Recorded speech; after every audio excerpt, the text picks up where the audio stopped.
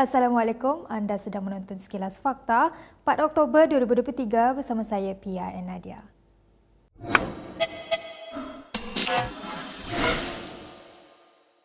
Pengerusi PN Muhyiddin Yassin mempersoalkan tindakan kerajaan yang mengarahkan Lembaga Pemasaran Pertanian Persekutuan (FAMA) menguruskan pengagihan bekalan beras kepada rakyat. Berucap pada ceramah di Pelangai malam tadi, kata Muhyiddin, apa yang berlaku bertentangan dengan peranan agensi itu. Jadi kalau dia buat urusan ni, tiap-tiap hari dah lori dia tak angkut lagi sayur apa sekali, nak pergi kamera dan tak ada lagi dah, pasal apa nak angkut beras. Jadi masalah pada petani-petani yang lain. Siapa nak bekal, siapa nak jual, siapa nak pasar, bekalan orang-orang kampung yang diurus melalui bantuan daripada FAMA. Oh, FAMA jawab tak ada. Lori saya tak ada, pegawai saya tak ada, sekarang sedang uruskan kerana Mak Sabu suruh aturkan agihkan beras di seluruh negara. Macam mana? Saya sebutkan itu satu langkah bodoh. Jarang saya cakap orang bodoh. Saya tak boleh tahan tengok macam itu. Pasal ini tidak akan menjadi satu tindakan yang kekal. Sementara itu, bekas Perdana Menteri itu berkata PN mampu mengambil alih pentadbiran Pahang jika menang dalam PRK Pelangai menerusi penyertaan daripada adun kerajaan. Muhyiddin juga membayangkan timbalan Presiden PAS Tuan Ibrahim Tuan Man akan menjadi Menteri Besar jika ia berlaku. Pelangai ini ialah untuk rakyat kita, khususnya majoriti Melayu, memberikan isyarat jelas. Ia tidak akan merubah kerajaan di Pahang. Menambah satu, menguatkan kedudukan kita. Kurang 4 aja. Kok bagi besok panggung pagi, entah mana yang berhormat UMNO pergi, ya aku silap kat situ. Masuk jemaah kita. Nanti besar kita dah ada kat situ. Saya kata Tuan Ibrahim, insyaAllah bakal nanti besar Pahang. Tepuk tangan tu. Muhyiddin yang buat pertama kali turun ke Pelangai sempena pilihan raya kecil di situ berucap pada ceramah Perdana PN di Felda Cemomoy, Bentong, Pahang. Kemunculan Muhyiddin itu menarik lebih kurang 300 hadirin yang hadir di samping beberapa petugas polis turut kelihatan pada ceramah PN malam tadi. Dalam pada itu, Naib Presiden PAS Ahmad Samsuri Mokhtar menafikan parti itu kemungkinan meletakkan Dr. Mahathir Mohamad sebagai calon PN pada PRK Kemaman. Katanya tidak ada perbincangan setakat kini dan dia hanya mendengar spekulasi berkenaan menerusi media sosial. Saya tak dengar pula orang-orang tu, saya baca dalam surat khabar je, dalam media je. Maksudnya perbincangan memang tak ada lagi? Tidak ada perbincangan ke hari itu dan kami sebenarnya belum sit down lagi di kalangan pimpinan tertinggi untuk bincang tentang persiapan untuk menghadapi pilihan raya, terutama penentuan calon dan termasuklah negeri-negeri mana yang akan jadi negeri membantu di peti-peti undi di Parlimen Kemaman. Itu pun belum lagi kami bincang. Tarikh nak bincang pun belum ada lagi. Ada kemungkinan tak bekalkan calon yang sedia ada ini? Ada kemungkinan. Segalanya boleh berlaku. Terdahulu, sebuah portal melaporkan PAS berkemungkinan meletakkan Dr. Mahathir sebagai calonnya pada PRK Kemaman. Sumber rapat bekas Perdana Menteri itu berkata, jika bekas ahli Parlimen Langkawi itu kembali ke Dewan Rakyat, ia akan memberinya peluang untuk berkhidmat sebagai semak dan imbang yang lebih berkesan terhadap kerajaan perpaduan. Berita seterusnya, pemimpin PN yang menghasut peneroka Felda supaya melupakan jasa UMNO dan BN umpama perangai Abu Jahal. Demikian kata Setiausaha Veteran UMNO Mustafa Yaakob pada satu kenyataan di Bentong hari ini. Katanya kenyataan Ketua Pemuda PN Ahmad Fadli Syari bahawa sekarang bukan masa untuk mengenang jasa UMNO BN adalah cukup tidak bertanggungjawab. Kata Mustafa, kenyataan itu adalah kenyataan yang menghasut dan tidak Islamik dan mengajar peneroka supaya tidak bersyukur dengan nikmat Allah.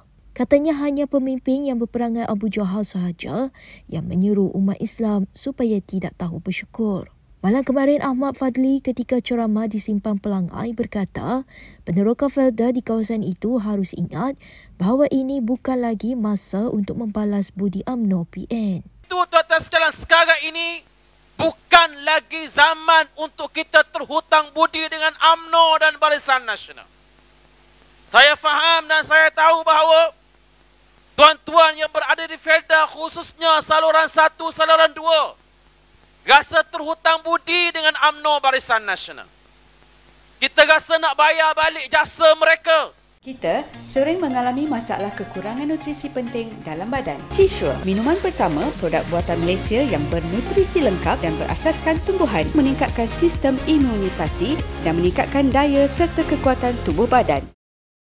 Mahkamah Seksyen Selayang hari ini menetapkan 12 hari bermula 18 Januari tahun depan untuk perbicaraan kes Menteri Besar Kedah Muhammad Sanusi Makno.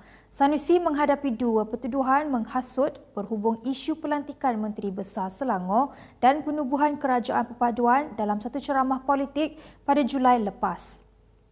Hakim Nur Rajiah Ahmad Zain menetapkan 18 dan 19 Januari serta 10 hari pada Februari untuk perbicaraan selepas Timbalan Pendakwa Raya Masri Muhammad Daud memaklumkan kes itu melibatkan kepentingan awam. Hari ini ialah hari sebutan kes, serahan dokumen dan penetapan tarikh bicara. Untuk apa-apa perkembangan berkenaan dengan kes ini, kena tanya peguam saya lah. Kita dah tetapkan tarikh bicara, dah ada banyak tarikh yang telah tetapkan dan pihak pendakwaan dikatakan akan memanggil lebih kurang dalam 10 hingga 12 saksi. Tapi siapa saksi-saksi itu belum diketahui lagi sebab senarai belum dikeluarkan. Jadi kalau ada apa-apa update nanti kita akan maklumkan kemudian. Bicara mula pada 18-19 Januari. Dia banyak tarikh dekat Februari.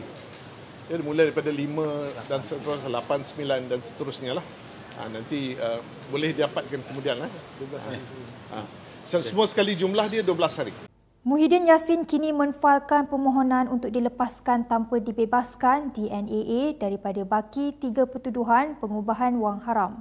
Ini setelah beliau berjaya dalam usahanya untuk dibebaskan daripada 4 pertuduhan salah guna kuasa yang dikaitkan dengan program Jana Wibawa.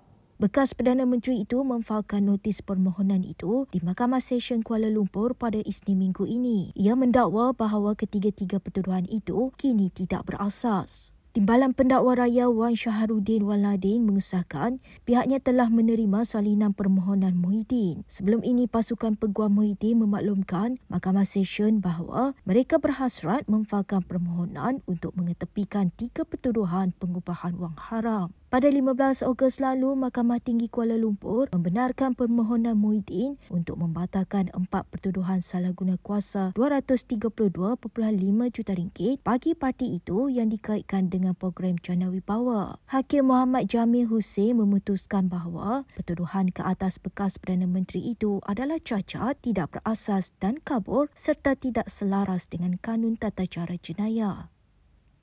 Baik, kita ke perkembangan berikutnya.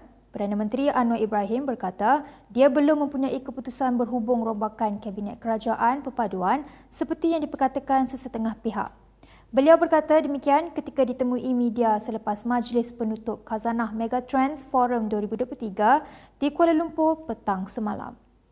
Anwar turut menjelaskan tujuan dia menghadap Yang di-Pertuan Agong Al-Sultan Abdullah Riayatuddin Al-Mustafa Billah Shah di Istana Negara semalam adalah bagi mesyuarat pra-kabinet seperti kebiasaan. Sebelum ini, sebuah portal berita melaporkan Perdana Menteri dijangka mengumumkan rombakan kabinet selepas mesyuarat jemaah menteri hari ini. Ditanya mengenai situasi jerebu melanda beberapa negeri ketika ini pula, Anwar berkata Menteri Sumber Asli, Alam Sekitar dan Perubahan Iklim Nik Nazmi Nik Ahmad diarahkan mengkoordinasi dengan rakan sejawatnya dalam ASEAN termasuk Indonesia untuk menangani masalah jerebu rentas sempadan. Hari ini Nik Nazmi mengesahkan tiada kebakaran berlaku baru-baru ini yang boleh dikaitkan dengan situasi jerebu melanda negara ketika ini. Namun data Jabatan Alam Sekitar dan Jabatan Meteorologi menunjukkan ada berlaku pembakaran di luar negara. MCA menggesa Perdana Menteri Anwar Ibrahim melepaskan jawatan sebagai Menteri Kewangan untuk memberi tumpuan kepada pentadbiran negara. Jurucakap parti itu, Mike Chong berkata Anwar sebaliknya perlu melantik Menteri Kewangan kedua yang boleh memberi tumpuan kepada hal-hal ekonomi. Katanya ini bagi membolehkan Anwar memberi tumpuan kepada urusan pentadbiran negara. Dia berkata Anwar perlu mengambil langkah itu memandangkan rakyat pada masa ini dihimpit kenaikan kos hidup dan pendapatan tidak meningkat sedangkan kerajaan tiada arah tuju ekonomi yang jelas. Chong yang baru-baru ini dipilih sebagai ketimbalan Ketua Pemuda MCA turut mencadangkan agar Anwar memecat Menteri Ekonomi Fizi Ramli dan Menteri Pertanian dan Keterjaminan Makanan Muhammad Sabu. Ini kerana dakwa Chong, mereka hanya menimbulkan kontroversi dan gagal melaksanakan tugas mereka. Menerusi kenyataan dalam versi bahasa Cina, Chong juga meminta Menteri Pembangunan dan Kerajaan Tempatan Nga Koming ditukar. Chong berkata Nga perlu digugurkan daripada kabinet kerana terus bertindak seperti ahli politik pembangkang walaupun kini menjadi menteri. Berikut beberapa lagi ringkasan berita untuk hari ini.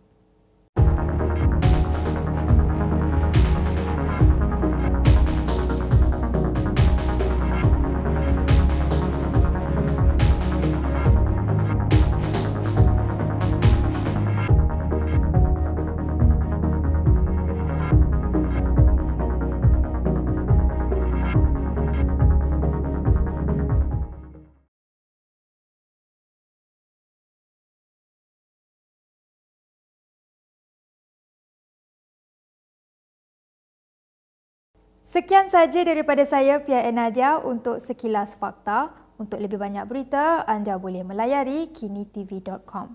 Anda juga boleh mengikuti kami di Instagram, Twitter, YouTube dan Facebook. Salam hormat dan jumpa lagi.